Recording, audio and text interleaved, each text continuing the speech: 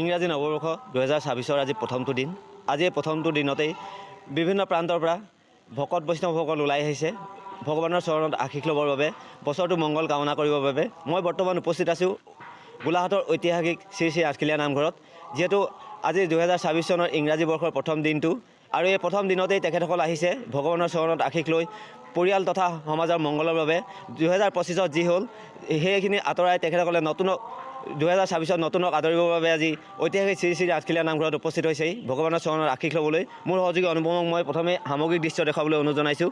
এয়াই হৈছে ঐতিহাসিক শ্ৰী শ্ৰী আঠখেলীয়া নামঘৰ। যিহেতু ইংৰাজী নৱবৰ্ষ 2026 আজি প্ৰথমটো দিন।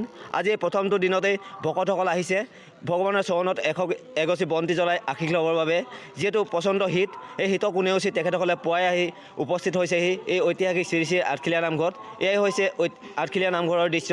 মোৰ সহযোগী মই দেখাবলৈ অনুৰোধ জনাইছোঁ যে ভকতসকল আহিছে, তেখেতসকলে চাকি বন্তি জ্বলাইছে, এভাগি শৰাই আগবঢ়া হৈছে আৰু ভগৱানৰ চৰণত আশীষ বিচাৰিছে। যিহেতু আজি ইংৰাজী নৱবৰ্ষৰ প্ৰথমটো দিন, যাতে এই বৰ্ষটো তেখেতসকলৰ ভালদৰে অতিবাহিত হয় সেই কামনা কৰি হয় হয় মই আপোনালোকৰ আসাম টক্সৰ জৰিয়তে অসমৰ সমূহ দৰ্শক আৰু অসমৰ সমূহ ৰাইজলৈ আমাৰ আসাম টক্স আপোচবিহীন অসম কণ্ঠ।